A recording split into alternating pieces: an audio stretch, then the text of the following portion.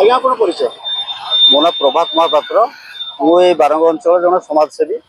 गोटे घटना आज देखा मिलला बर्तमान राति 8टा गोटे दुर्घटना घटी जहाँ गोटे जीवन जहाँ जीवन अमूल्य जीवन चली से कौन कहे कौन आज्ञा से विषय कहवा बहुत दुखर घटना ये तो नीतिदिनिया घटना घटी जाऊँगी कौन सरकार गोटे ये कम करें मेट्रो हो बोली रास्ताघाट अवस्था आप देखिले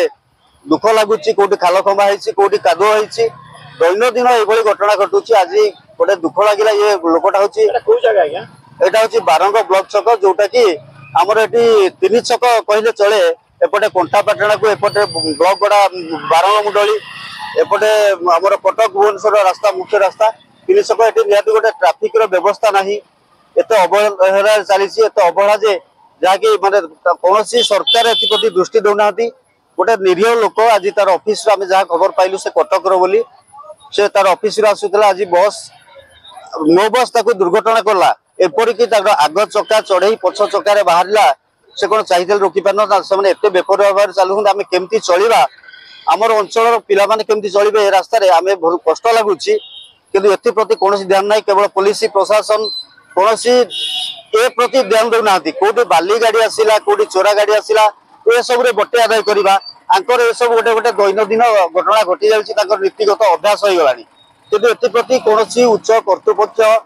सरकार ध्यान देना ये घटना घटी चली से लोकर